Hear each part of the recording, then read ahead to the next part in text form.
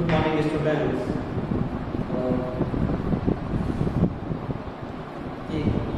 इसका हाँ हो गया वो वापस डिलीट मारूँ, टाइम इसका ऊपर आ रहा था। कोई नहीं, मैं बाद में इसको कर दूँगा। अच्छा ठीक है। Good morning students. पिछले वीडियो में अपन ने जो है पुष्पीय पात्रों में जनन के बारे में पढ़ा था, उसका मैंने एक चार्ट बनाया था। आज अपन जो है उसी जनन की प्रक्रिया को आगे कंटिन्यू करेंगे, लेकिन उस जाने से पहले एक बार जो है नया टॉपिक स्टार्ट करने से पहले थोड़ा सा पुराना रिवाइंड करते हैं और फिर उसको आगे कंटिन्यू करते हैं। देखिए, पुष्पीय पात्रों में जनन, बिना लिखा था अपने पात्रों में जनन, और इसको मैंने दो भागों में बांटा था। कौन से थे? पहला अलैंगिक जनन और दूसरे नंबर पर था लैंगिक जनन। लैंगिक जनन दो भागों में दो विभक्त किया गया था पात्रों में जनन। अलैंगिक जनन को फिर हमने दो भागों में बांटा था। एक था अनिषेक फलन, अनिषेक बीजता पहला था, और दूसरे नंबर पर था कायिक प्रवर्धन। ये दो भागों में बांटा था। अनिषेक बीजता मैंने आपको बताया था, जब बिना निषेचन और अर्धसूत्री विभाजन के बीज का निर्माण हो जाए तो उसे अनिषेक बीजता के नाम से जानते हैं। और कायिक प्रवर्धन का मैंने बात की थी, जब पादप के कायिक भागों के द्वारा जब नए पादप का निर्माण होता है तो इसे कायिक प्रवर्धन कहते हैं। और कायिक प्रवर्धन को हमने फिर दो भागों में बांटा था। एक था प्राकृतिक कायिक प्रवर्धन और दूसरा था कृत्रिम कायिक प्रवर्धन। दो भागों में हमने विभक्त किया था। इसमें से प्राकृतिक अपन पूरा पढ़ चुके हैं। प्राकृतिक कायिक प्रवर्धन का हमने क्या देखा है? इसके अंदर हमने देखा कि पादप के चार भागों के द्वारा जो है कायिक प्रवर्धन हो सकता है, जैसे जड़ों द्वारा, तने द्वारा, पत्तियों द्वारा और पत्र प्रकलिका द्वारा। ये चार हमने देखे। जड़ों के द्वारा उदाहरण मैंने बताया था, डहेलिया के अंदर हो सकता है, ठीक है ना। उसके अलावा शीशम में, जिसको डलबर्जिया कहते हैं, इसमें हो सकता है। और इसके अलावा शक्करकंद में हो सकता है, नीम में हो सकता है, ठीक है ना, और चमेली में हो सकता है। ये कुछ उदाहरण जो है ये जड़ों के द्वारा कायिक प्रवर्धन होते हैं। तने पे अपन ने बात की थी, तने के द्वारा कायिक प्रवर्धन तीन तरीके से हो सकता है। भूमिगत तने द्वारा, अर्धवायवीय तने द्वारा और वायवीय तने द्वारा। इसमें भी आपको पता होगा अपन ने इनको चार भागों में बांटा था। कौन कौन से थे? भूमिगत में कंद, प्रकंद, घनकंद और शल्ककंद। ये चार प्रकार अपन ने विभक्त किए, ठीक है। इसके उदाहरण शायद आप याद होंगे, आलू, अदरक, केसर और जो है प्याज। ये उदाहरण थे अपने भूमिगत तनों के। इसके बाद अपने अर्धवायवीय लिए थे और इनको भी अपने चार भागों में बांटा था। कौन कौन से थे? भूस्तारी, अंधभूस्तारी, फिर था ऊपरी भूस्तारी, इसके बाद में था भूस्तारी का। ये चार प्रकार थे।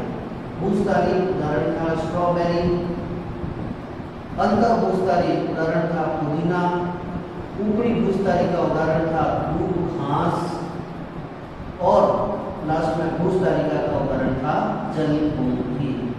तो इस प्रकार से अपन ने ये चार प्रकार के अर्धवायवीय तने थे। और वायवीय तनों के सीधे उदाहरण थे गन्ना, बांस और नाखून। इसके बाद में अपन ने बात की थी पत्तियों द्वारा कायिक प्रवर्धन, और पत्तियों के द्वारा उदाहरण हमने लिखे थे दो, ब्रायोफिलम और एक उदाहरण लिखा था बिगोनिया। तो इस प्रकार से ब्रायोफिलम और बिगोनिया में पत्तियों के द्वारा कायिक प्रवर्धन की प्रक्रिया होती है। और लास्ट में पढ़ा था हमने पत्र प्रकलिका, और उदाहरण था इसका एक दो अगेट, और एक उदाहरण था डायस्पोरिया, जिसको अपन रक्ताणु के नाम से जानते हैं। तो इस प्रकार से पत्र प्रकलिकाओं के द्वारा कायिक प्रवर्धन, ये सारा जो अपन ने पिछले क्लास में पढ़ लिया था, ये सब अलैंगिक जनन और अलैंगिक जनन में कायिक प्रवर्धन, और कायिक प्रवर्धन में भी प्राकृतिक कायिक प्रवर्धन के भिन्न भिन्न प्रकार के प्रकार और उसके उदाहरण बताते हैं। आज अपन जो है नए इस वीडियो में कृत्रिम कायिक प्रवर्धन से स्टार्ट करेंगे। कृत्रिम कायिक परिवर्तन क्या होता है? ये मानव द्वारा जब कायिक परिवर्तन की क्रिया की जाती है तो उसे कृत्रिम कायिक परिवर्तन कहते हैं। क्यों किया जाता है? इसका उपयोग जो है हॉर्टिकल्चर, जिसको अपन उद्यानिकी कहते हैं, उद्यानिकी में पादपों के वाणिज्यिक उत्पादन यानी कि कॉमर्शियल प्रोडक्शन के लिए जब हम उद्यानिकी, जीव विज्ञान की शाखा है जिसके अंदर जो है हम बहुत ही कम समय में बहुत अधिक पौधों को उगाते हैं, या फिर हम कह सकते हैं जीव विज्ञान की वो शाखा जिसमें उद्यान लगाने के लिए, ठीक है ना, गार्डन लगाने के लिए जब पौधों को तैयार किया जाता है तो उसे हॉर्टिकल्चर या उद्यानिकी कहते हैं। और इस शाखा में ठीक है ना जो है वाणिज्य कॉमर्शियल लेवल पर जो है प्लांट्स को ग्रो करवाया जाता है या उगाया जाता है। अब कृत्रिम कायिक परिवर्तन जो होता है इसको भी हम जो है 3 भागों में बांट सकते हैं। 3 भाग कौन कौन से हो सकते हैं? इसका सबसे पहला भाग होता है ठीक है ना जिसको अपन कटिंग के नाम से जानते हैं। दूसरे नंबर का भाग है जिसे अपन लेयरिंग कहते हैं, और तीसरे नंबर का भाग है जिसे अपन ग्राफ्टिंग कहते हैं। तो 3 प्रकार का क्या जो है ये कृत्रिम कायिक परिवर्तन हो सकता है। पहला कटिंग, दूसरा लेयरिंग और तीसरा ग्राफ्टिंग के नाम से जाना जाता है। अब हम इन तीनों को विस्तार से और एक एक करके पढ़ेंगे। ठीक है,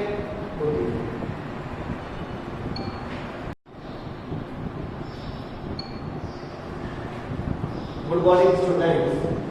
पिछले वीडियो में अपन ने जो है कर्तन और दाब लगाना यानी कि कटिंग और लेयरिंग ये 2 कृत्रिम कायिक परिवर्तन के तरीके अपन ने पढ़ लिए थे, और अब इस वीडियो में अपन जो है तीसरा और अंतिम विधि जिसको ग्राफ्टिंग या रोपण कहते हैं इसके बारे में पढ़ेंगे।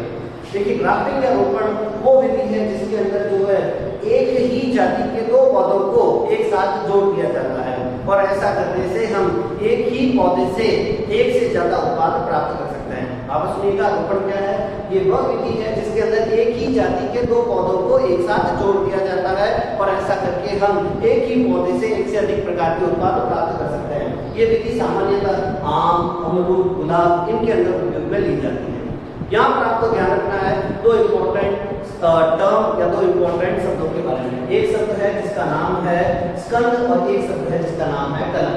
देखिए स्कंद क्या होता है? जो पौधे का जो भूमिगत भाग होता है, जो जड़ों युक्त भाग होता है, ठीक है ना, इस भाग को हम जो है स्कंद के नाम से जानते हैं।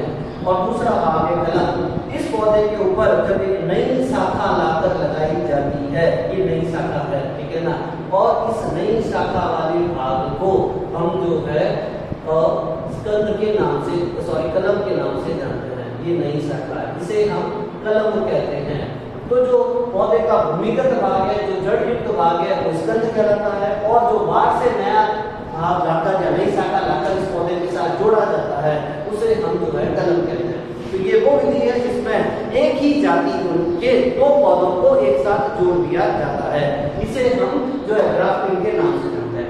अब यहाँ पर जब दोनों पौधों को आपस में जोड़ा जाता है तो जोड़ने के लिए ठीक है ना उनको भिन्न-भिन्न प्रकार से काटा जाएगा, और इनकी कटिंग के आधार पर इनको जो जिस तरीके से काटा जाता है उसके आधार पर ये ग्राफ्टिंग 4 प्रकार की होती है, जैसे जीवनुमा, किरीट, फच्चर और कलिका। देखते हैं इनमें किस किस प्रकार के कट लगाए जाते हैं स्कंद और कलम पर।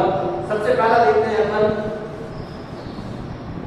जिसको अपन जीवनुमा कहते हैं। तो जीवनुमा में क्या होता है? ये स्कंद वाला भाग है, ये स्कंद वाला भाग है, और इसके ऊपर इस तरह का एक कट बनाया जाता है, ठीक है ना।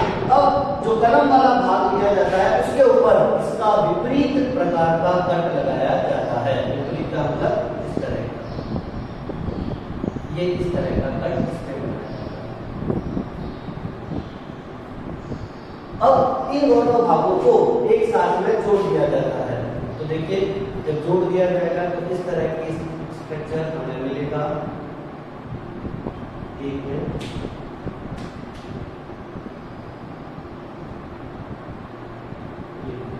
ये भाग मैं इसके लिए कलर पेन इस्तेमाल कर रहा हूँ। ये भाग हो गया स्कंद वाला भाग, और ये भाग हो गया कलम वाला भाग। ये कलम, तो कलम और स्कंद ये दोनों को हमने एक साथ जोड़ दिया है। और अब जोड़ने के बाद में क्या किया जाता है? यहाँ पर इसके आसपास वाले भाग में तो जो है मोम लगा दिया जाता है और इसके बाद में इसको धागे से बांध दिया जाता है।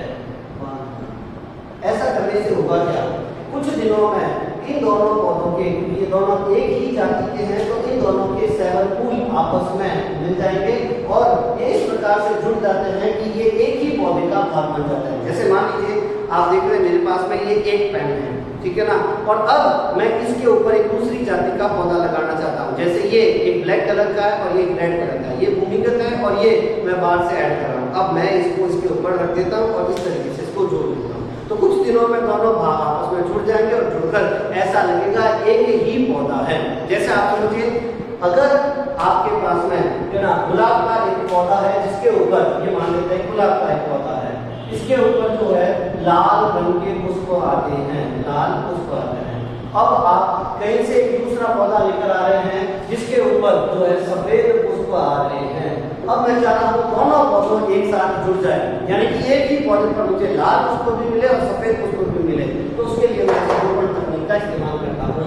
दोनों शाखाओं को आपस में इस तरीके से जोड़ दिया जाता है। अब इससे जो ये इस शाखा से जो नई शाखाएं आएगी उन सब पे ऊपर सफेद पुष्प लगेंगे और इधर जो शाखाएं बनेगी उन सब के ऊपर लाल पुष्प बनेंगे। तो एक ही पातक के ऊपर दो तरह के पुष्प आपको मिल जाएंगे, लाल पुष्प भी मिलेंगे और सफेद पुष्प भी मिलेंगे। ये विधि रोपण के नाम से जानी जाती है। यहाँ पर अभी हमने देखा पहला जीवनुमा, जिसके अंदर जो है तिरछा कट लगाया जाता है, ऑब्लिक कट लगाया जाता है और फिर दोनों भागों को यानी स्कंद और कलम को आपस में जोड़ दिया जाता है। तो ये पहला जीवनुमा हुआ। दूसरा देखते हैं, दूसरा विधि है किरीट। इसके अंदर क्या होता है, स्कंद का आकार काफी बड़ा होता है, ये है स्कंद, और इसके ऊपर जो है एक साथ में बहुत सारी जो है कलम लगाई जा सकती है। जैसे आप देखिए मैंने यहाँ पर ये 3 अलग अलग तरह की कलम लगा दी है, ठीक है ना, ये 1, 2 और ये 3, ठीक है ना, ये तीनों कलम है।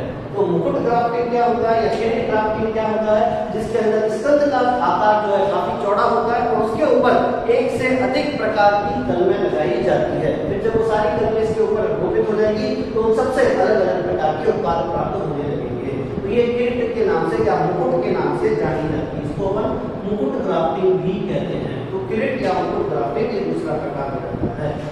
तीसरा है फच्चर। इसमें क्या किया जाता है, इसमें स्कंद के ऊपर इस तरह का वी आकार का कट लगाया जाता है, ये है स्कंद, और जो कलम ली जाती है उस कलम के ऊपर भी इस तरह का जो है कट बनाया जाता है, इस तरह का। अब ये जो चीज है ये इसके अंदर फिट हो जाएगी, और जब फिट हो जाएगी तो देखिए आप किस तरीके से होगा, ये पूरा इसके अंदर, और अब ये भाग जो है कलम वाला के साथ में ये जोड़ दिया जाएगा इस कलम वाला, और जोड़ने के बाद सेम तरीका है, फिर इस पूरे भाग को जो है मोम लगाकर ढक दिया जाता है ताकि जीवाणुओं विषाणुओं का संक्रमण नहीं हो, और इसके पश्चात इसको बांध दिया जाता है। कुछ दिनों में इन दोनों के सेवन फूल आपस में मिल जाता है और मिलने से ये इसी के भाग के रूप में कार्य करने लग जाता है और हमें वो अलग अलग उत्पाद एक ही पौधे पर मिलने लग जाते हैं। तो यहाँ पर फच्चर के अंदर हमने क्या किया है, वी आकार का कट लगाया है, ये वी आकार का कट लगाया जाता है, इसके ऊपर स्कंद और कलिका के ऊपर। तो ये फच्चर ग्राफ्टिंग। किरीट में क्या किया जाता है, बड़े या चौड़े जो है स्कंद के ऊपर एक से अधिक कलिकाएं लगाई जाती है, और जीवनुमा में तिरछा कट लगाया जाता है। अंतिम देखते हैं टी कलिका या टी आकार का क्या होता है। इस प्रक्रिया के अंदर जो है स्कंद के ऊपर इस तरह का कट बनाया जाता है, ये है स्कंद, इस तरह का कट बनाया जाता है, और जो कलिका ली जाती है उस कलिका पर भी इसी के कॉम्प्लीमेंट्री या इसी के संपूरक इस तरह का कट बनाया जाता है, ये कट। और अब इन दोनों को एक साथ में जोड़ दिया जाता है। देखिए इस तरीके से जोड़ा जा रहा है, ये स्कंद हो गया, और अब इसके ऊपर ये कलिका इस तरीके से फिट कर दी, ये ठीक है ना। और अब ये कलिका फिट होने के बाद में और फिर से इसको वही से बांध दिया जाएगा और चारों तरफ जो मोम लगाकर इसको कवर कर दिया जाएगा ताकि जीवाणु और विषाणु के संक्रमण को रोका जा सके। और कुछ दिनों में फिर इनके 7 फूल आपस में जुड़ जाएंगे और जुड़ने से ये एक ही पौधे का भाग बन जाएगा। तो इस प्रकार से अपन ने जो है ग्राफ्टिंग एक टेक्निक देखी है जिसके अंदर जो है एक ही जाति के भिन्न भिन्न पौधों को एक साथ जोड़ दिया जाता है, ठीक है ना। और इस रोपण के 4 प्रकार है, जीवनुमा हो सकता है, पीड़ित हो सकता है, खच्चर और कलिका। उस कलिका में टी आकार का कट बनाया जाएगा, ध्यान रखिएगा। मुकुट में स्कंद की चौड़ाई ज्यादा होगी और उसके ऊपर एक साथ बहुत सारी कलिकाएं जुड़ जाती है और जीवनुमा में तिरछा कट लगाया जाता है। और तो इस प्रकार से ये पूरी टेक्निक या रोपण होती है। 2 पॉइंट आपको फिर से याद रखते हैं, स्कंद और कलम। स्कंद क्या होता है, जो लता में भाग लगा हुआ है पादप का, जो जड़ युक्त भाग पादप है उसको स्कंद कहते हैं, और जो नई शाखा लाकर लगाई जाती है उसे कलम के नाम से जानते हैं। तो ये 2 पॉइंट भी आपको याद रखने हैं। तो रोपण, ठीक है ना, उसके बाद दाव लगाना और कर्तन, ये 3 कृत्रिम कायिक प्रवर्तन की प्रमुख विधियां और उनके उदाहरण आपको यहाँ पर समझाए गए, ठीक है। धन्यवाद। अगले चैप्टर में अपन लैंगिक जीवन को पढ़ेंगे।